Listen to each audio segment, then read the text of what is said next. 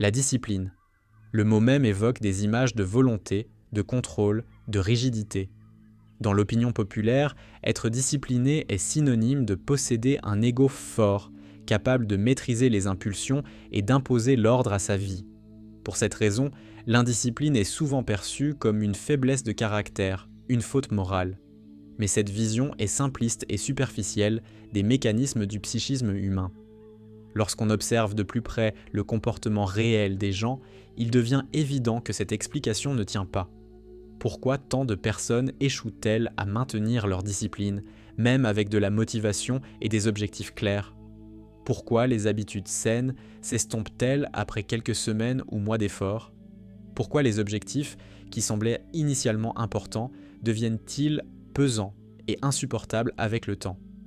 La réponse à ces questions ne réside pas uniquement dans la seule force de la volonté, mais dans les structures cachées du psychisme. La psychologie des profondeurs nous enseigne que les êtres humains ne sont pas gouvernés uniquement par leur conscience. Il existe un vaste inconscient qui abrite des désirs, des souvenirs, des peurs et des archétypes qui opèrent indépendamment de l'intention consciente. L'ego, la partie consciente du psychisme, ne contrôle pas la totalité de l'être. Au contraire, il ignore ou refoule souvent des contenus inconscients qui, parce qu'ils ne sont pas reconnus, se manifestent de manière autonome. C'est précisément là que réside la véritable racine de l'indiscipline. Ce n'est pas un simple manque d'effort ou de la paresse, c'est un conflit interne, souvent invisible, entre la volonté consciente et les forces inconscientes qui suivent leur propre logique.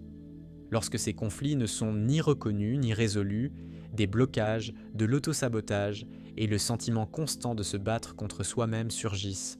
De plus, la culture moderne impose un modèle de succès et de productivité qui renforce la dissociation entre la persona, le masque social que l'individu présente au monde, et le soi véritable.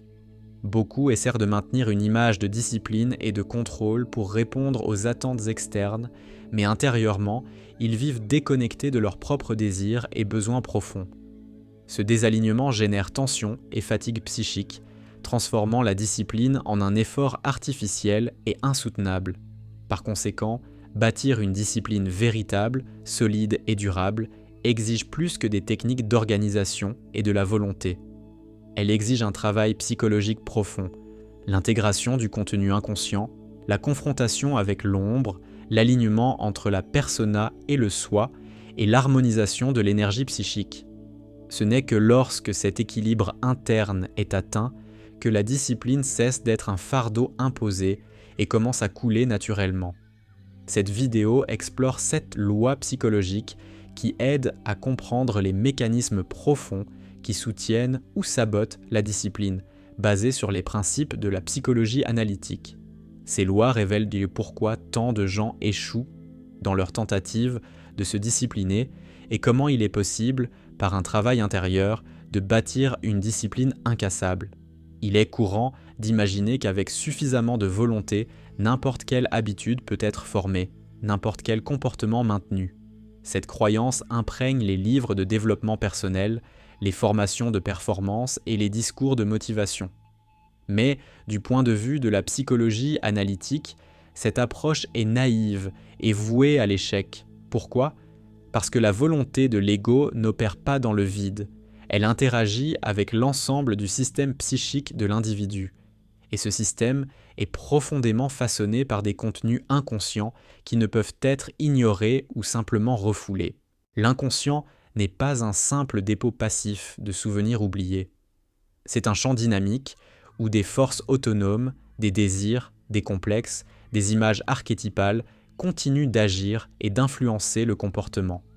Beaucoup de ces forces, ayant été rejetées, refoulées ou jamais intégrées à la conscience, finissent par se manifester de manière distordue, en impulsions, en lapsus, en symptômes, en résistance invisible qui minent les efforts conscients. Lorsqu'une personne essaie d'imposer une discipline sans avoir préalablement intégré ses contenus inconscients, elle rencontre inévitablement un sabotage interne. Elle ressent une tension croissante, une fatigue inexplicable, une aversion soudaine pour des objectifs qui l'enthousiasmaient autrefois.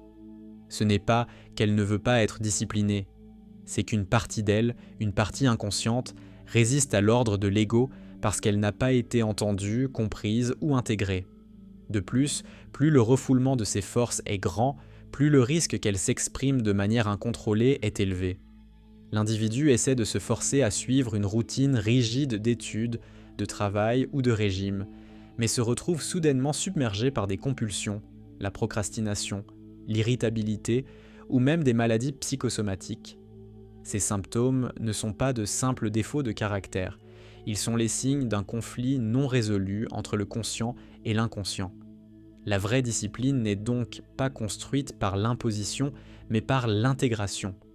Avant d'essayer de modeler son comportement, l'individu doit explorer ses motivations cachées, comprendre les désirs et les peurs qui opèrent dans l'ombre du psychisme. Il est nécessaire de reconnaître les parties de soi rejetées et de travailler à les intégrer à la personnalité consciente. Ce n'est qu'alors que la volonté de l'ego cessera de rencontrer de la résistance et commencera à couler en harmonie avec l'ensemble du psychisme. Sans cette intégration, toute tentative d'imposer la discipline se traduira par des cycles d'efforts et d'échecs, de culpabilité et de frustration. L'énergie psychique restera divisée, consumée par le conflit interne, faisant de chaque habitude un champ de bataille. Mais lorsque les forces inconscientes sont reconnues et intégrées, la discipline cesse d'être un effort constant. Elle devient naturelle, soutenue par un accord interne entre les différentes parties du psychisme. C'est le premier et le plus fondamental principe pour bâtir une discipline incassable. Mais ce n'est pas le seul. Il y a des forces encore plus profondes qui doivent être comprises. L'une des plus puissantes est l'autosabotage qui naît du soi rejeté. Parmi tous les phénomènes qui minent la discipline, l'autosabotage est peut-être le plus insidieux. Ce n'est pas un ennemi externe, ce n'est ni l'environnement, ni le manque de temps ou de ressources. C'est un mouvement interne et silencieux qui semble surgir de nulle part, un boycott invisible qui empêche l'individu d'avancer vers ses objectifs. Cependant, du point de vue de la psychologie des profondeurs, l'autosabotage n'est ni aléatoire ni irrationnel, c'est une expression du soi rejeté.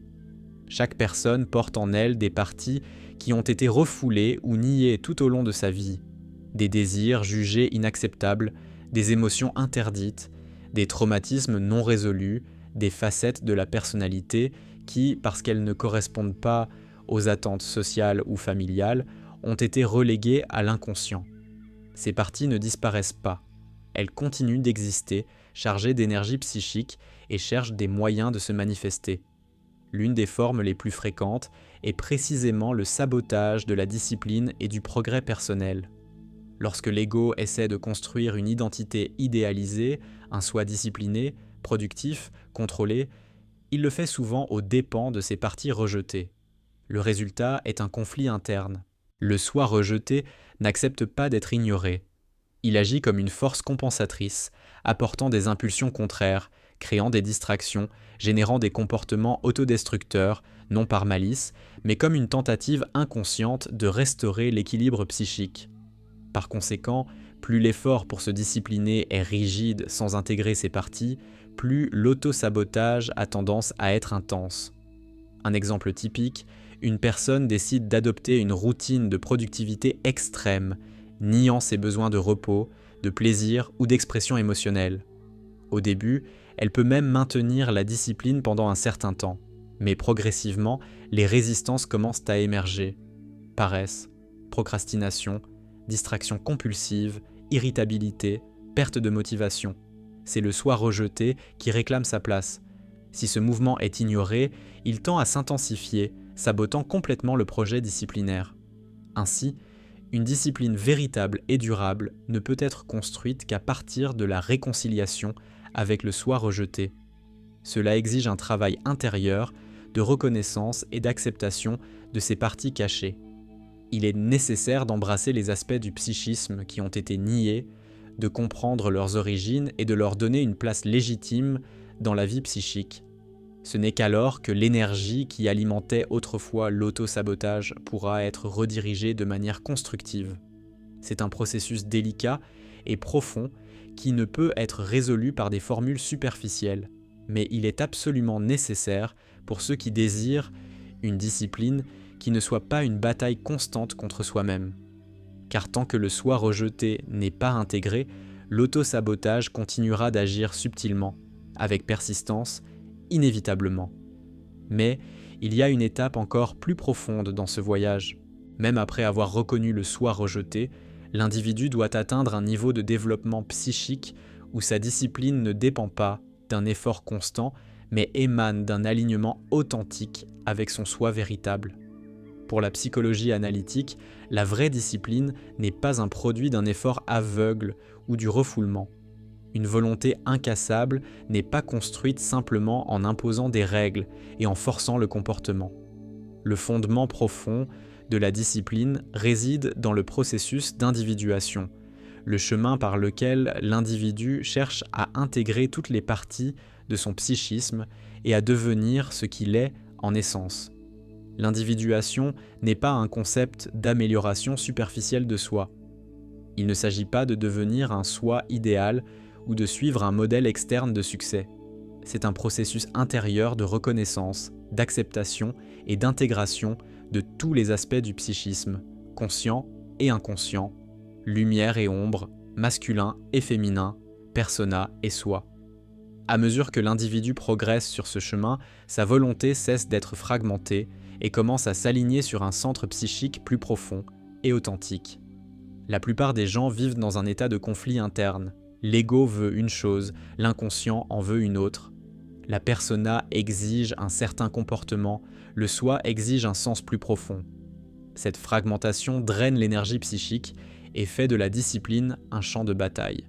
C'est pourquoi tant de projets personnels échouent, non par manque de désir, mais par manque de cohérence interne.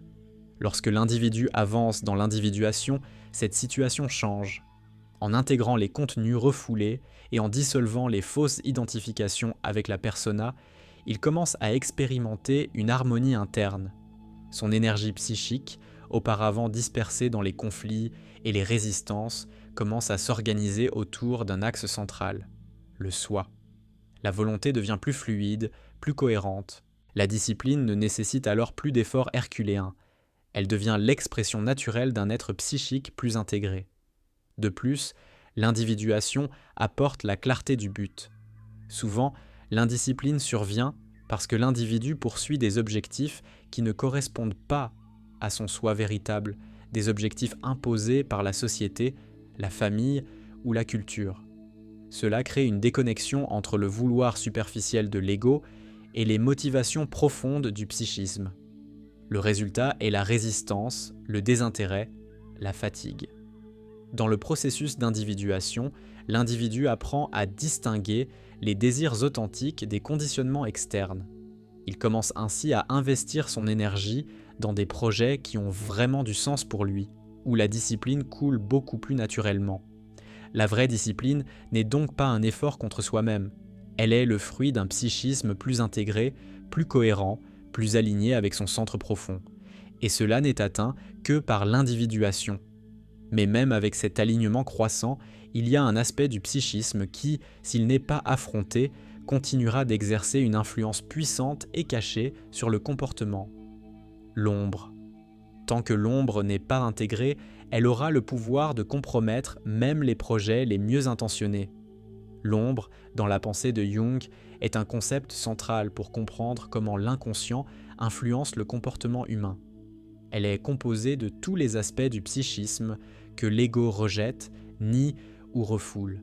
Des traits, des désirs, des émotions, des impulsions que l'individu considère inacceptables, honteux ou incompatibles avec son image de soi. Cependant, le fait qu'ils soient rejetés ne signifie pas qu'ils disparaissent. Au contraire, plus ils sont poussés dans les profondeurs de l'inconscient, plus ils acquièrent de pouvoir. C'est là que réside l'un des plus grands obstacles à l'établissement d'une vraie discipline. Tant que l'ombre n'est pas reconnue et intégrée, elle agit de manière autonome, sabotant le comportement conscient. Elle est derrière de nombreuses impulsions de fuite, de distraction et d'indulgence compulsive. Elle alimente les schémas de procrastination, les addictions et les réactions émotionnelles disproportionnées. L'ego a beau essayer de se contrôler, si l'ombre n'est pas confrontée, elle trouvera des moyens de se manifester. Le problème est que la plupart des gens vivent dans le déni de leur propre ombre. Ils s'accrochent à une image idéalisée d'eux-mêmes, renforcée par la persona, le masque social qu'ils présentent au monde. Dans cette image, il n'y a pas de place pour les faiblesses, les désirs considérés comme inférieurs, les impulsions sombres. Mais le prix de ce refoulement est élevé. L'énergie psychique de l'ombre, exclue de la conscience, s'accumule dans l'inconscient et génère une tension croissante. Et plus cette tension est grande, plus le comportement impulsif devient incontrôlable. Dans le contexte de la discipline, cela signifie que tant que l'individu n'assume pas la responsabilité de son ombre, il continuera d'être surpris par des comportements qui contredisent sa volonté consciente.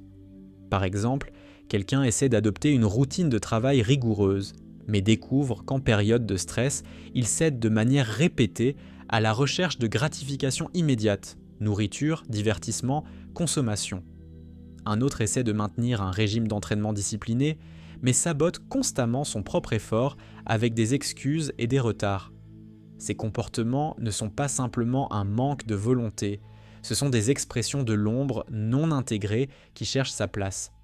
Intégrer l'ombre ne signifie pas éliminer ou purifier ces aspects, cela signifie les reconnaître, les comprendre, les accepter comme des parties légitimes du psychisme.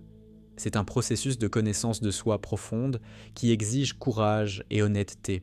Lorsque l'individu effectue ce travail, il réduit le pouvoir inconscient de l'ombre. Les énergies auparavant dépensées dans le refoulement et les luttes internes deviennent disponibles pour un comportement plus cohérent et conscient. La discipline cesse alors d'être une bataille contre des impulsions cachées et devient une expression plus naturelle de la volonté intégrée. C'est une étape essentielle sur le chemin de la discipline incassable. Mais il y a un piège subtil auquel beaucoup sont confrontés, même après avoir commencé à intégrer l'ombre, le piège de la persona. Car même avec une certaine connaissance de soi, il est facile de continuer à agir à partir d'un masque, en essayant de paraître discipliné sans être véritablement aligné avec le soi. De nombreux individus qui échouent de manière répétée à maintenir la discipline ignorent un facteur décisif, le désalignement entre la persona et le soi. Pour comprendre pourquoi ce désalignement sabote la discipline, il faut d'abord comprendre la nature de ces deux forces qui habitent le psychisme. La persona est une construction sociale. Elle naît du besoin de s'adapter aux exigences de l'environnement, que ce soit la famille, le milieu professionnel ou la culture. Dès le plus jeune âge, l'individu apprend ce qui est acceptable, ce qui est valorisé, ce qui est socialement récompensé. Avec le temps, il développe un masque, une identité sociale construite pour générer l'acceptation et éviter le rejet. Ce n'est pas une fausseté consciente, mais un mécanisme d'adaptation fondamental pour la coexistence humaine. Le problème est que cette persona se cristallise souvent, devenant une prison. Lorsque l'individu s'identifie excessivement à elle, il perd le contact avec son soi, le noyau authentique de son psychisme, qui inclut à la fois les forces conscientes et les éléments inconscients profonds de sa vraie nature. En d'autres termes, la persona est ce que l'individu présente au monde, le soi est ce qu'il est vraiment. Lorsque la discipline est recherchée à partir de la persona, le résultat est une discipline artificielle et fragile. L'individu n'agit pas en accord avec ses motivations les plus profondes, mais essaie de soutenir une image. Il s'engage dans des routines, des objectifs et des comportements qui servent cette image sociale. Le moi discipliné, le moi productif, le moi qui réussit. Mais puisque cette discipline ne naît pas d'un alignement authentique avec le soi, l'effort s'épuise tôt ou tard. Maintenir ce masque exige une quantité immense d'énergie psychique. Chaque petit écart par rapport à la persona idéalisée est perçu comme une menace pour l'image de soi et, par extension, pour la valeur sociale de l'individu. Cela génère de l'anxiété, de la rigidité, du perfectionnisme et de la culpabilité, des états qui drainent la volonté et augmentent la vulnérabilité à l'autosabotage. De plus, lorsque le comportement discipliné ne résonne pas avec les valeurs, les désirs et les besoins authentiques du soi, l'inconscient réagit. Il se manifeste sous des formes subtiles, démotivation chronique, sentiment de vide, perte de sens, ennui, impulsion destructrice. Le psychisme cherche à restaurer l'équilibre rompu, tentant d'annuler la fausse image construite. Et la discipline soutenue uniquement par un masque ne peut pas résister à cette pression interne. En revanche, lorsque l'individu aligne sa persona avec son soi, la discipline devient une expression naturelle du psychisme intégré. Il n'y a pas de fossé entre ce que l'on est et ce que l'on présente au monde. Les objectifs choisis sont cohérents avec les besoins les plus profonds et les habitudes formées correspondent à un sens authentique. Dans cet état, l'énergie psychique coule plus librement et la volonté est renforcée par un sentiment de congruence interne. Cet alignement n'est pas trivial à réaliser. Il exige un processus conscient de connaissance de soi, de déconstruction des masques inutiles et de reconnexion avec les véritables aspirations du soi. Mais c'est une étape essentielle pour ceux qui désirent une discipline solide qui ne dépend pas d'un effort constant pour être maintenue. Cependant, même lorsque la persona et le soi commencent à s'aligner, il reste un défi central, les conflits internes non résolus. Ces conflits entre des désirs opposés, entre des parties contradictoires du psychisme, continuent de miner la volonté avec persistance. Ils créent un champ de tension psychique qui draine l'énergie, génère de la fatigue et fait de tout effort disciplinaire une lutte dure et épuisante. Pour que la discipline devienne vraiment incassable, il est nécessaire d'apprendre à identifier et à résoudre ces conflits internes. Parmi tous les facteurs qui détruisent silencieusement la discipline, les conflits internes sont peut-être les plus létaux. Ce sont des forces invisibles qui érodent la volonté de l'intérieur. Tant que ces conflits restent méconnus et non résolus, toute tentative de discipline sera affaiblie en permanence, sujette à des échecs inattendus et à des rechutes constantes. Mais que sont exactement ces conflits internes ? Ce ne sont pas de simples doutes superficiels ou des indécisions momentanées.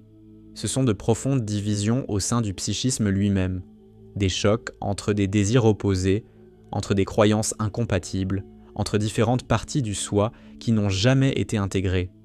L'ego peut vouloir suivre un chemin, établir une routine, atteindre un objectif, mais à des niveaux plus profonds du psychisme, d'autres forces, tout aussi légitimes, peuvent désirer le contraire. C'est comme essayer de ramer avec une seule rame pendant qu'un courant invisible tire dans la direction opposée. Ces conflits ne surgissent pas par hasard.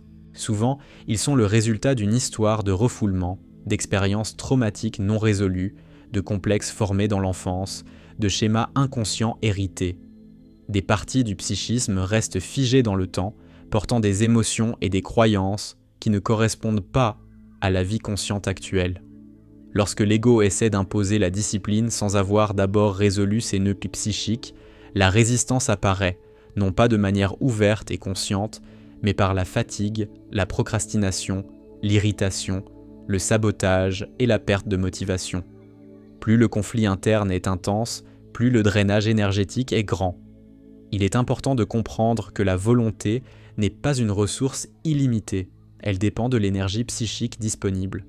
Et lorsqu'une partie importante de cette énergie est consommée par la lutte entre des forces internes opposées, il en reste peu pour soutenir de manière cohérente les comportements disciplinés.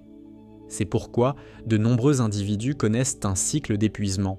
Ils commencent une nouvelle habitude avec un grand enthousiasme, mais au bout de quelques semaines, ils se sentent vidés, démotivés et incapables de continuer. Ce n'est pas un manque de caractère, c'est le signe qu'il y a des conflits internes qui drainent la force vitale.